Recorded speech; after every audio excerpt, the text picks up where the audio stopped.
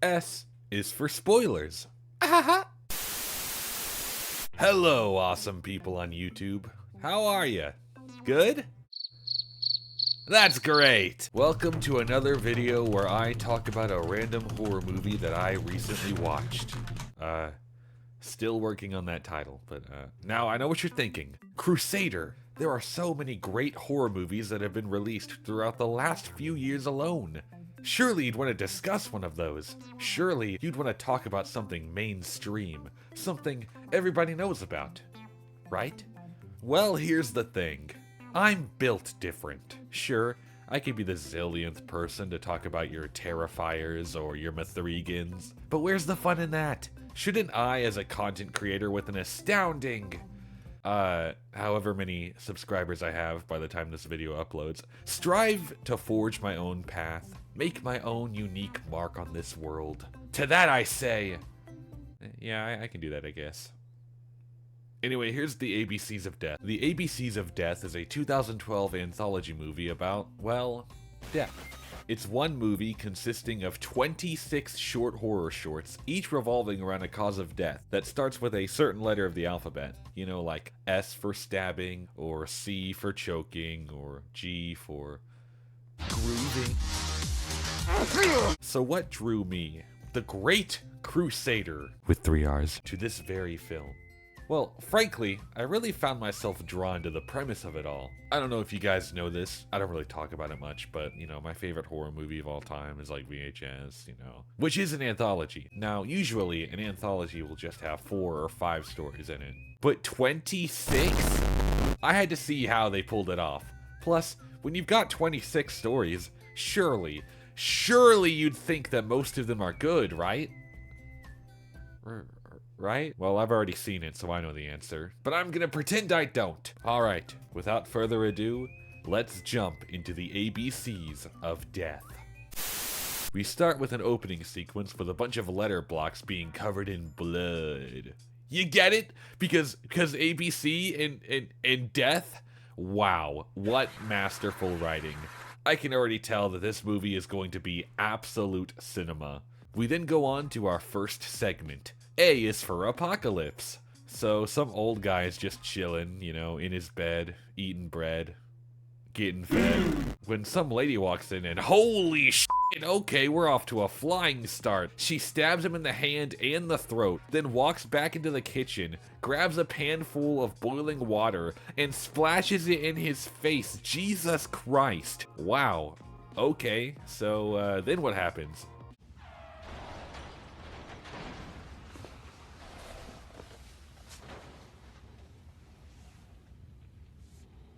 Te he estado envenenando este último año. ¿Por qué? Porque he estado escuchando las noticias toda la mañana y resulta que no me queda tiempo. Lo siento, esto iba a ser mejor.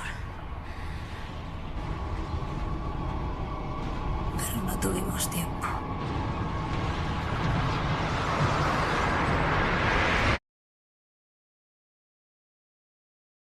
What? So, she was planning on slowly poisoning him, but then the apocalypse was happening, so she killed him the old-fashioned way, and then the apocalypse happened. Okay. This is a bit of a weird start to the movie, if I'm gonna be honest. While the beginning definitely woke me up a little, it just kind of fizzles out afterwards. Kinda wish the actual apocalypse itself had been the focus, you know? The thing this segment is named after, but whatever, it was okay. 6.5 out of 10. Now we have B is for Bigfoot. 2 knuckleheads are totally hooking up when, oh no, the little sister or something can't sleep. So Big Brain over here's idea is to tell her that if she doesn't stay in bed, the fucking abominable snowman is going to find her and take her away. Gee, what a fantastic bedtime story. I just want to say that this lady here has way too much fun terrifying the shit out of her boyfriend's, child, maybe? Like, look at her eyes, man. That is a psychopath if I've ever seen one. Anyway, they leave her and get back to yucking until there is a knock at the door. We hear a scream, and then another scream. The lady somehow opens the kid's bedroom door with her entire heart missing, which is like, what? And is it Bigfoot that comes creeping in? No, it's just some random guy with a pizza cutter. What? So the guy spares the girl and then we end the segment. Okay, that wasn't too bad, but why the hell is this one B for Bigfoot? How is this guy supposed to resemble Bigfoot in any way? I mean, you could change the word to anything else that starts with B and it would fit infinitely better. You could do B for Boogeyman, B for Butcher, hell, even B for Bad Guy would have been a better choice. The practical effects were pretty good and the acting was fine, I guess. I don't know, 6.75, slightly better than A. Now we move on to C is for Cycle, and holy shit, is that Derek Zoolander? So Zoolander is watering his yard when he sees a pool of blood on the ground. Strange. Grass is usually green, but I'm guessing he doesn't do anything about it because we instantly cut to them laying in bed asleep, but oh no, there is a noise! Zoolander goes out to investigate, but finds nothing. Huh. Weird. So the next day he's back in his yard when he notices a fucking black wormhole in his yard. He hears his girlfriend calling out to him from within the hole. So he goes in and whoa, we're in the wormhole now, whoa. Oh, never mind, we're back in the yard. Well, that was strange. So Zoolander goes back into the house and what the fuck could it be? Holy shit. It's Zoolander 2! So I guess he went through a time-space quantum portal thing and ended up back in time.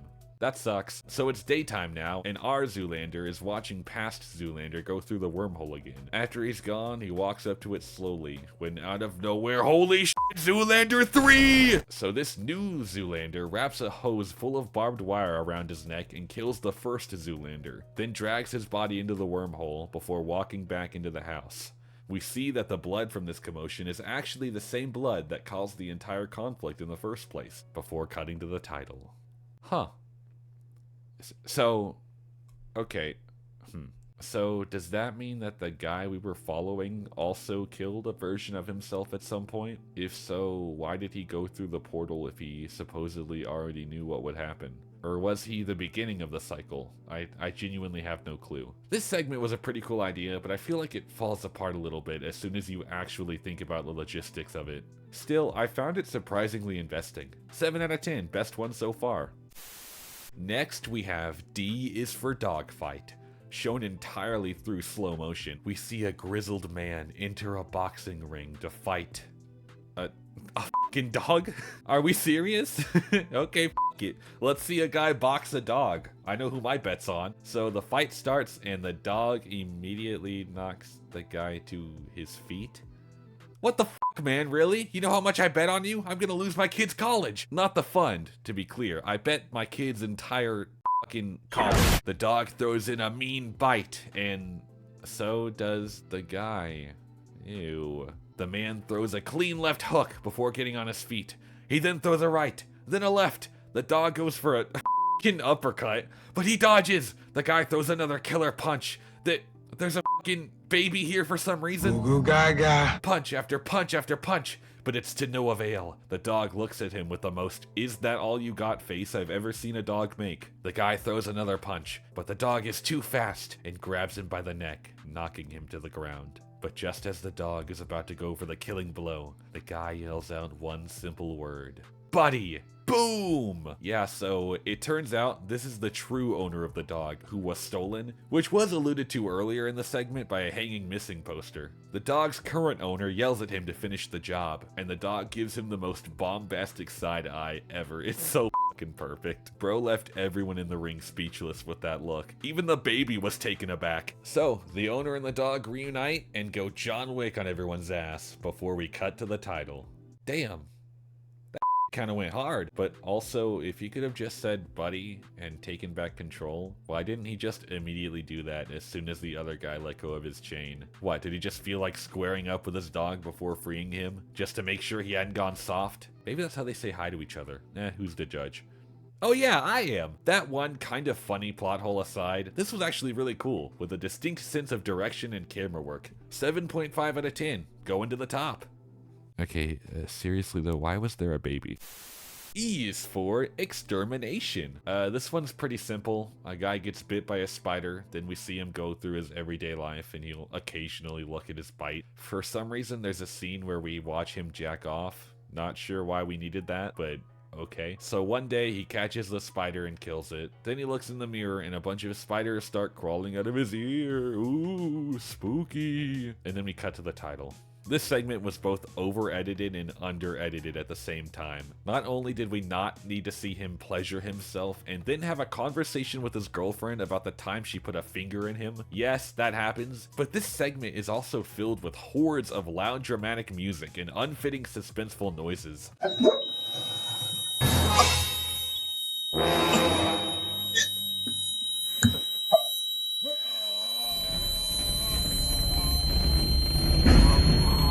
I half expected the Metal Gear Solid sound effect to show up when the spiders started coming out. 5 out of 10. Should have been ironed out a little more, but it would probably be really funny if I was drunk. Alright, moving on to F is for fart? Really? No fucking way does that say F is for fart. Please tell me it's a fart that is so rank that it just levels an entire city. Oh man, this is gonna be so funny. I can already tell. 神様に守られていると皆信じていました。でも私は神様なんていないと思っています。だって神様がいたら。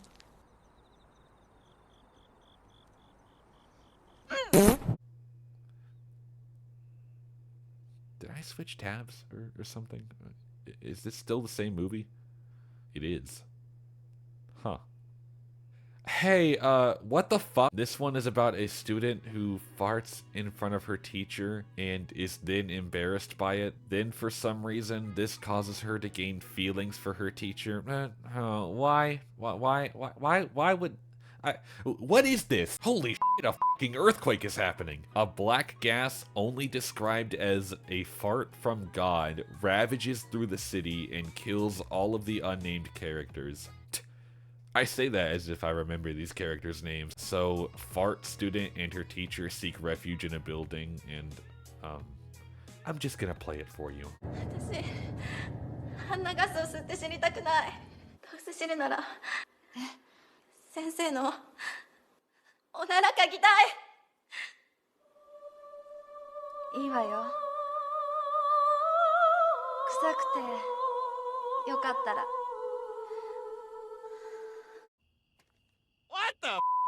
What did Google say this movie was? Comedy/horror? Well, this isn't funny, and it definitely isn't scary, so what the fuck are we doing here? So the teacher... Oh god, do I really have to say this? The teacher undresses herself as the student crouches down, and what follows is one of the most uncomfortable experiences I've ever had while watching a horror movie. Obviously, I can't show it, but just so you all can suffer along with me, how about you hear some of it?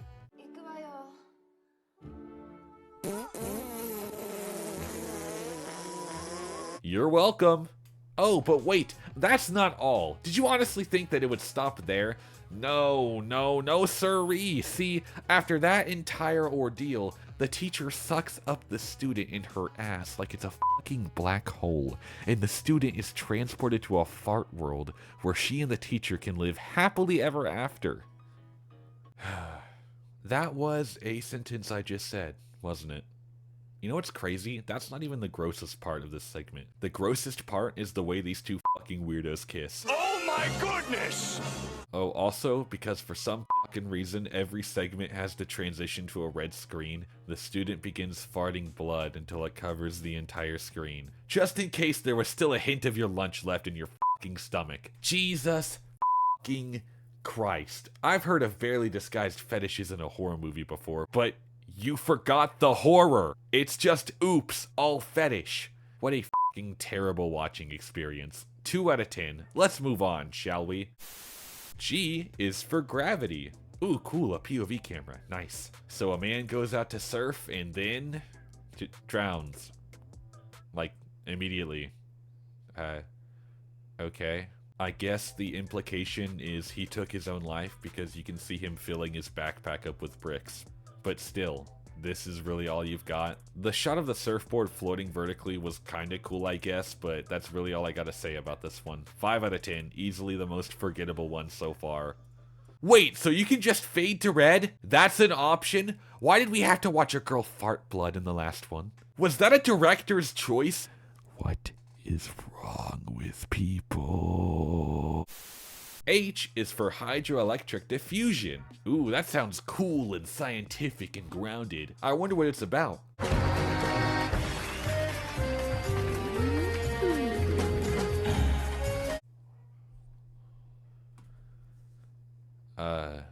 Not exactly what I had in mind, but okay. So this one is about a furry American soldier watching a furry lady dance, but it turns out that the dancer is actually a Nazi who tries to electrocute him to death. But then the American furry fights back, and the Nazi ends up getting killed by her own device. And the American furry lights a cigarette and winks at the camera.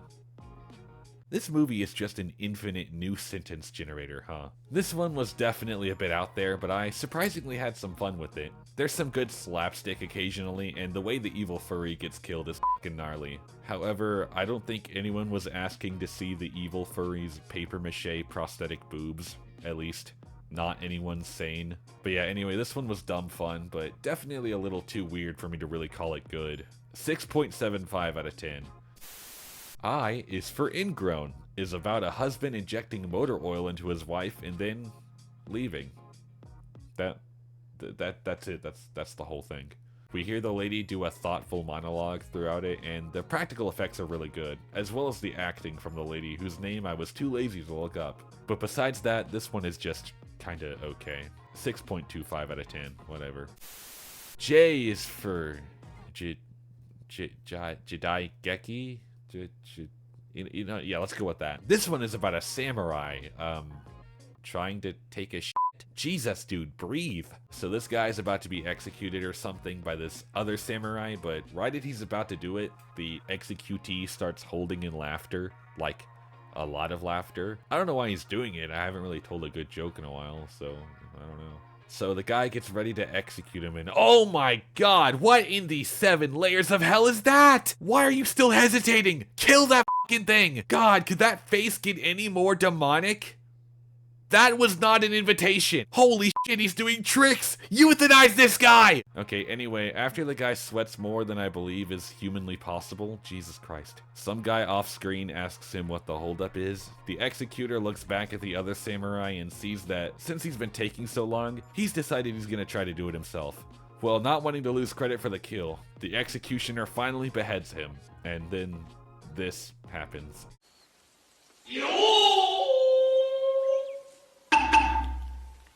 Okay, someone take away this movie's sound effect privileges. They lost it. They lost it. They can't behave. They lost it. Fucking amateurs. So the still alive samurai looks at the head and starts laughing as the story ends. Okay, what was any of that? I was not scared. I was not laughing. I was just mildly uncomfortable. All in all, I just don't understand what this one was trying to accomplish. 4 out of 10. Next, we move on to K is for Klutz. Oh damn, an animated one. This is cool. Way more opportunity to do something more outlandish. I wonder what they're choosing to do with this limitless medium. Oh, what's that? It's about a woman taking a shit.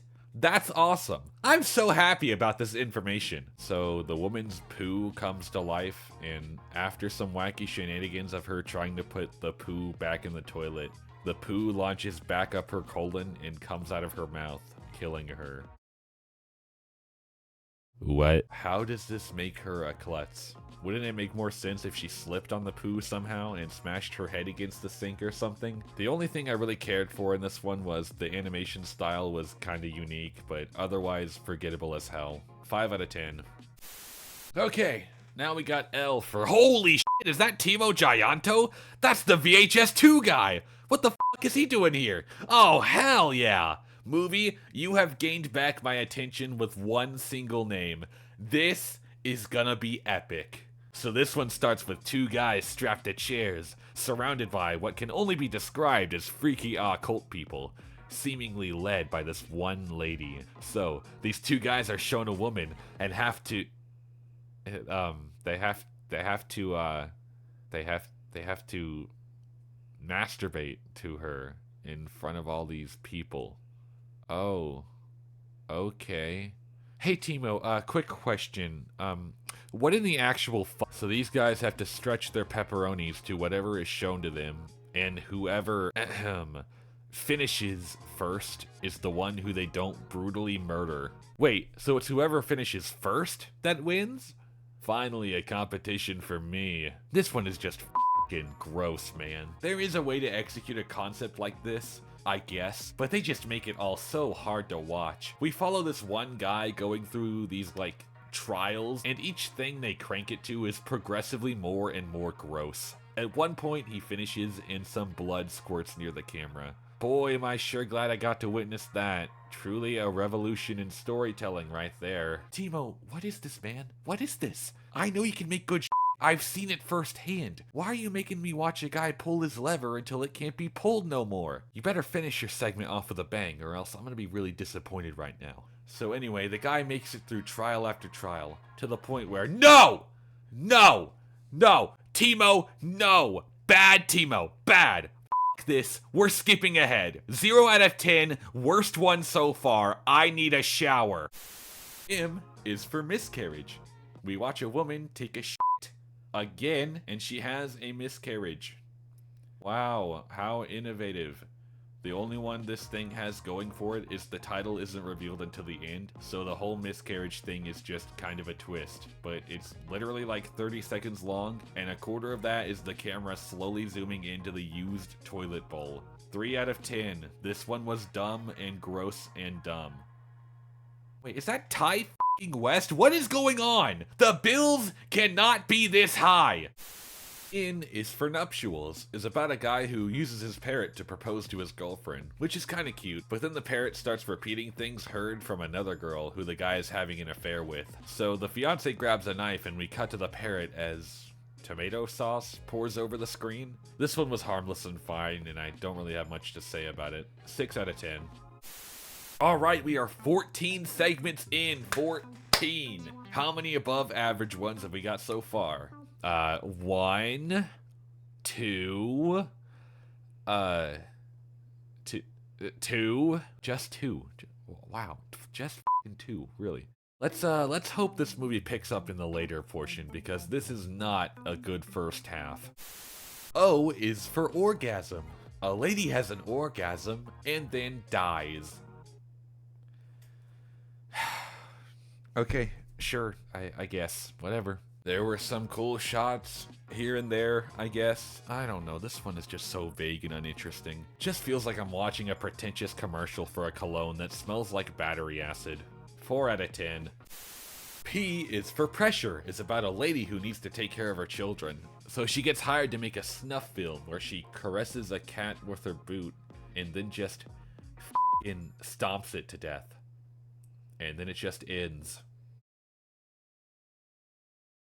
Comedy horror. I know it feels like I'm zipping past all these, but that's only because there's just so little to talk about here. I mean, this one also has good camera work, I guess, but like, I don't know, man. It's just a short about a lady who kills a sweet innocent cat for some chump change. It's not funny or scary, you know? The two things I was promised. This is just not entertaining. Another 4 out of 10.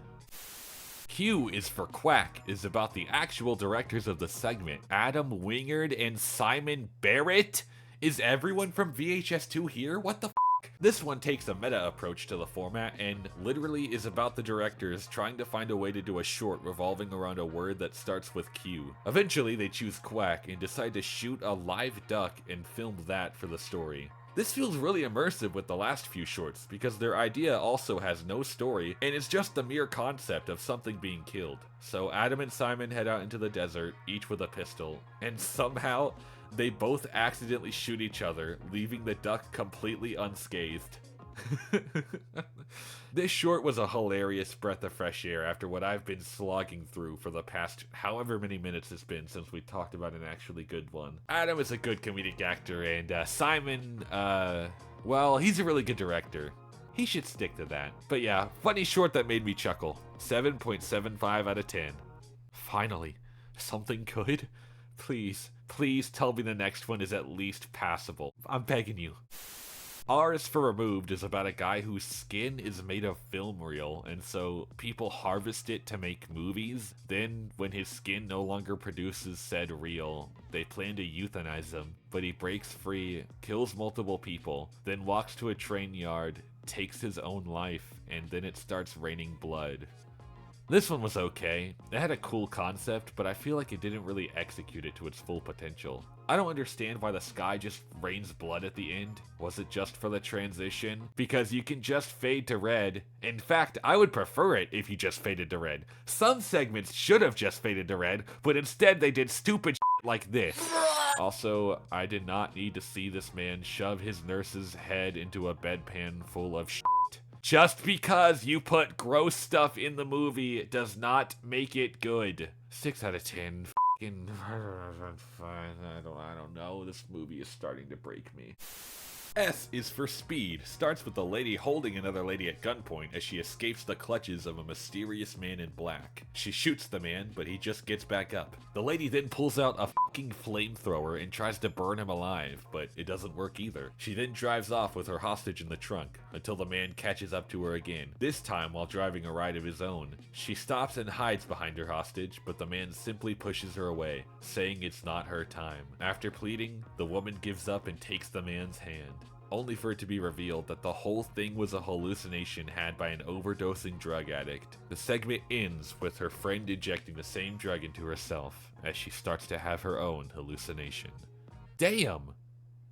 That was actually good! Holy shit, I actually liked that one a lot. I mean, don't get me wrong, it wasn't perfect. The dialogue at the beginning was a little clunky and the fire effects look not great, but at this point my standards have been so diluted I'll take what I can get. 7.5 out of 10. T is for Toilet is a stop-motion animation about a little kid who is scared to use the toilet. Well, the toilet becomes a super scary monster that kills his parents in, honestly, a very entertainingly gruesome way. But it turns out it was just a dream, as the kid wakes up screaming. Well, now the kid needs to take an actual shit, so he trudges to the bathroom and sits on the toilet. What's with all the connected ones in this? He gets scared by a loose nail connected to a, I don't know, is that a cabinet or something? And somehow gets his head trapped in the toilet seat. Seed? Toilet seed? Fucking hell, this movie's making me talk gibberish. He gets his head trapped in the toilet seat. There we go. The dad kicks the door down, and upon seeing the state his son is in, rightfully laughs his ass off. Okay, guys, this is cool and all, but isn't someone supposed to die?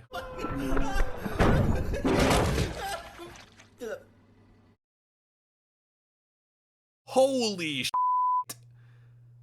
Holy shit! I genuinely did not see that coming upon first watch. But like, you know, in a good way this time. This is, dare I say it, another good segment? The animation was a little inconsistent, but still, what an actually enjoyable short. Another 7.5 out of 10. Keep it up, movie. Please?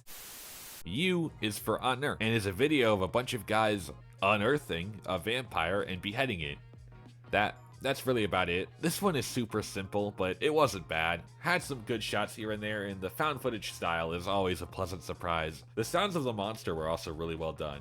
Good job, you. 7 out of 10. Guys, we're doing it. We're being a good movie. It's too bad we didn't start doing this 15 segments ago, but hey, I'm a glass half full kind of guy, you know? Alright, let's move on. V is for Vagitus. Parentheses, the cry of a newborn baby. Huh. You know, it's kind of a bad sign when the word you choose is so obscure that you have to define it in the literal title of your movie. In a sci-fi setting, a bunch of refugees are seen, refuging, when a female cop and her robot sidekick come in and just start blasting. Turns out they're not supposed to have that baby there, so the lady tries to take it. But then the refugee mom does a brain Jedi mind trick on her, and she lets them free, only for the robot to mow them down and decapitate the baby. Holy shit. So the lady's boss comes in and just drops a bunch of boring exposition about the refugees being mentals or something, blah blah blah. But uh-oh, the baby's head is still kicking. Or butting. Whatever. After some more bloody shenanigans, the baby head ends up in the hands of the boss. Then the dad tells the cop that she is the mother now, or something? I don't know. But the baby head starts crying, and the boss's head explodes, and the segment ends there.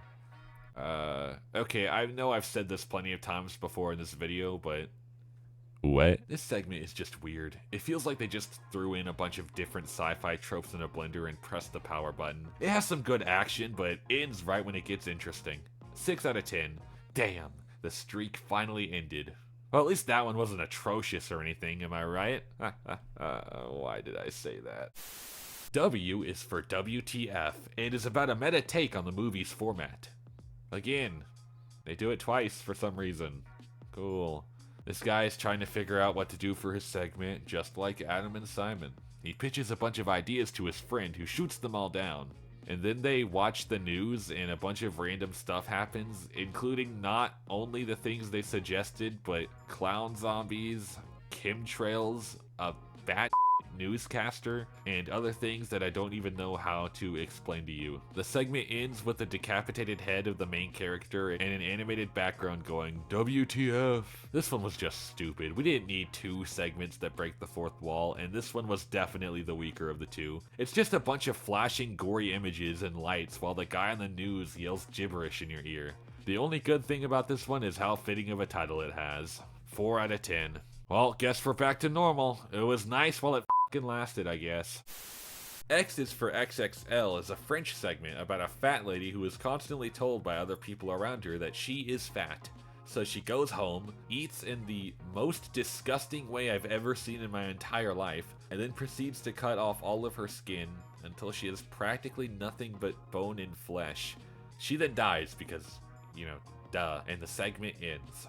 This one had good gore, and that's about it. For one thing, the lady they cast is not even that fat. She's just like a little chubby. This might be my American side talking, but like, is this really like that noticeable? I mean, the people around her treat her as if she's like a 600-pound fucking whale. Maybe that's the point. I don't know. I honestly couldn't tell you. The food eating scene was really gross, and I did not like it. Again, gross does not equal good or scary. So yeah, this one was not nearly as bad as some others, but it still misses the mark overall. The only good things are, again, the gore, and the fact that it cements the idea that French people suck. 5.75 out of 10. God, please, ABCs of Death, please, just end on 2 good ones. That's all I fucking ask of you. Just be good 2 more times. It's not that hard. You can do it. Hey, you can do it. Look at me, eyes right here. You are capable, you are cunning, and you can do this. All right. Whew. Here we go. Y is for Young Buck is about a little kid who goes hunting with an old man that I assume is either his grandfather or a legal guardian. We see him teaching the little guy how to shoot a bow and arrow, and he lands a hit on a huge buck. We flash forward to the old man, who is also the janitor of the boys' school. He looks into the gym where the kid, along with his classmates, are playing a fierce game of basketball, and the old man watches proudly as he... It's pedophilia. I mean, right? It's pedophilia. He rapes the kid while they're hunting, and the kid kills him in the end. Oh, hey, look at that. There it is. Yep. Oh, and he licks the sweat off of the gym bench they were sitting in?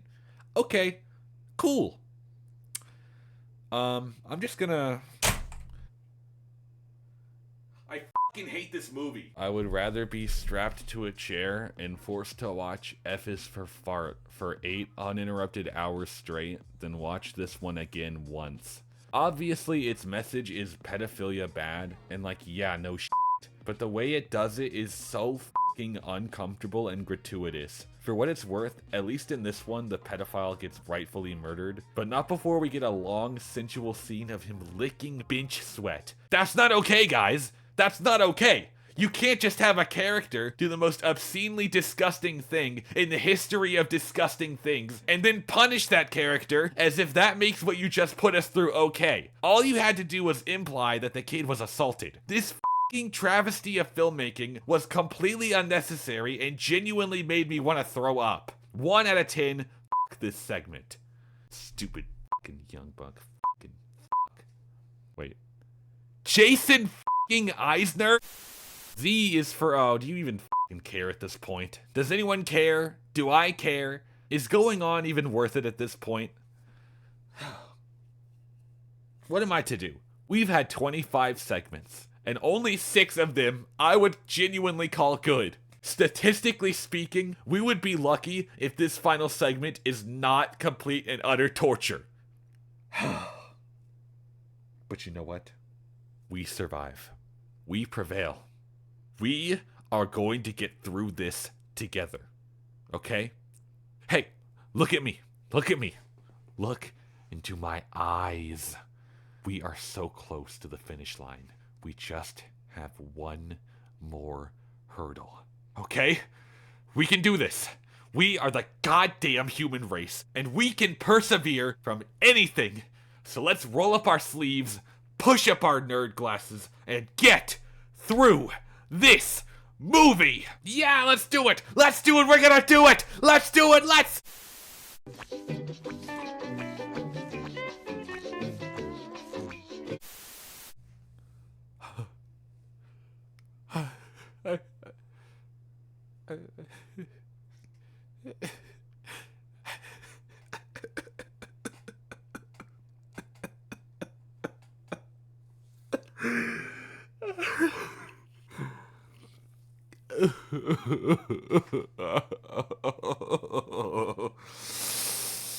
Ah!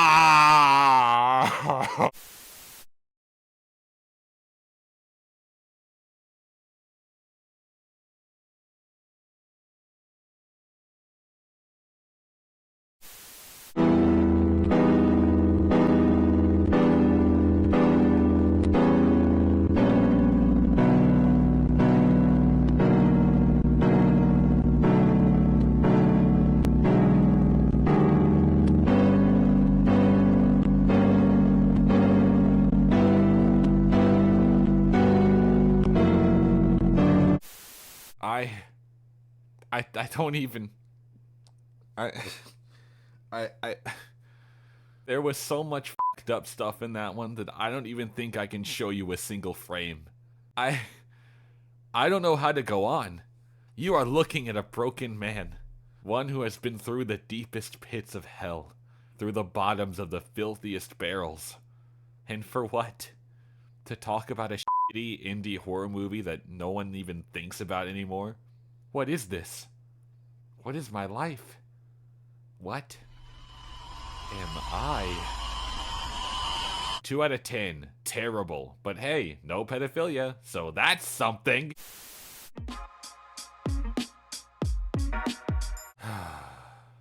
This has been a uniquely terrible experience that no other horror movie has replicated. I am genuinely astonished. How do you have 26 chances to be good, and you can't even break double digits? What more do I even say? You saw what was in this movie, for the most part, that is. I just don't understand. You have actual talent here, but what they add to the movie is just so gross. It's like everyone here was in their edgy punk emo phase and just went as balls to the wall as they possibly could, just for the fuck of it. I have never been more uncomfortable and grossed out while watching a movie. Calling this a comedy/horror is the most generous statement in the entire English language. This movie should be destroyed with fire and then destroyed with fire again just for extra measure. Congratulations, ABCs of Death.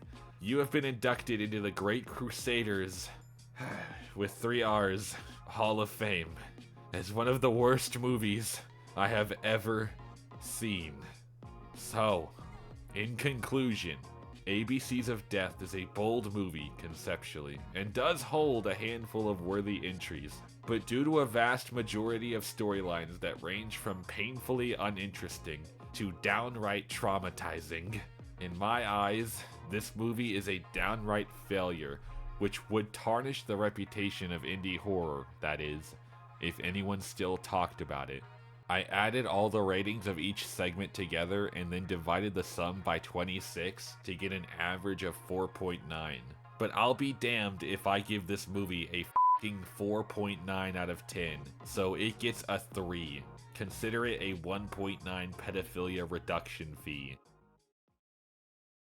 So, according to Wikipedia, there was a substitute teacher in Ohio who showed this movie to her high school students and was found guilty of 4 counts of disseminating matter harmful to juveniles. She got 90 days of jail and 3 years probation. It's actually pretty crazy. I'll put a link in the description if anyone wants to look into it. Apparently, she used the movie to educate her students on the Spanish alphabet. Kinda feels like you had better options at hand. Like, oh, I don't know, literally any other movie with Spanish dialogue. But yeah, like and subscribe and all that. If you enjoyed my pain and suffering, recommend me another movie or something, I don't know. Now if you'll excuse me, I'm gonna go find a hard copy of this movie and stomp the shit out of it until I finally feel at peace.